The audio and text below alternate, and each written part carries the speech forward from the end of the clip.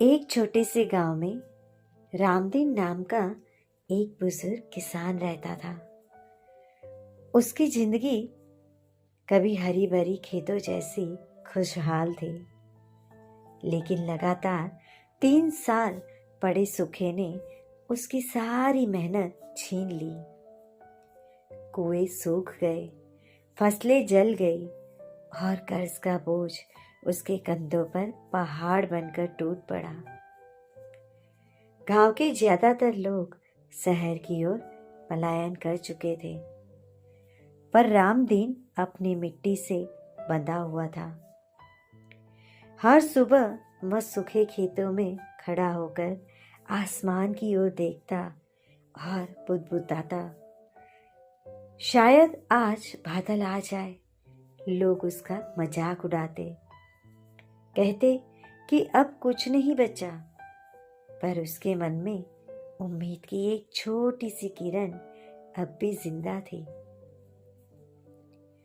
रामदीन के घर में उसकी पोती गुड़िया रहती थी, जिसकी आंखों में सपने थे और सवाल थे।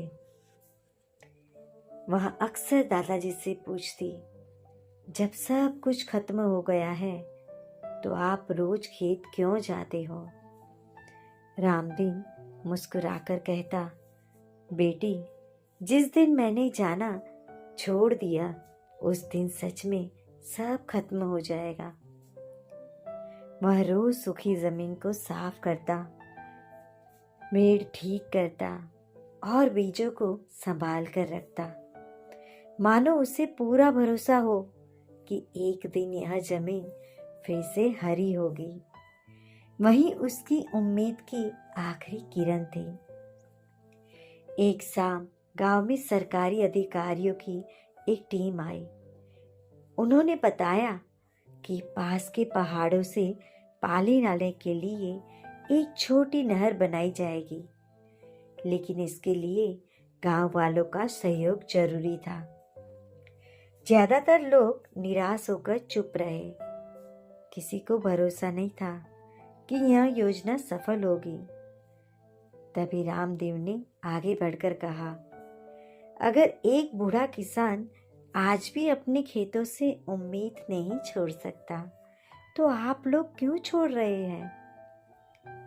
उसकी बातों में अनुभव और सच्चाई थी। धीरे धीरे कुछ लोग आगे आए और काम शुरू हुआ। महीनों की मेहनत के बाद एक दिन नहर में पानी की पहली धारा बहने लगी। वह पानी नहीं, बल्कि गांव की सूखी रगों में दौड़ती नई जिंदगी थी। रामदेव की आंखों से आंसू बह निकले। उसने अपनी पोती का हाथ पकड़कर कहा, देखा गुड़िया, यही थी हमारी उम्मीद की आखिरी किरण। कुछ ही समय में खेतों में हरियाली लौट आई, गांव में रौनक आ गई और लोगों ने चेहरे फिर से मुस्कुराने लगे।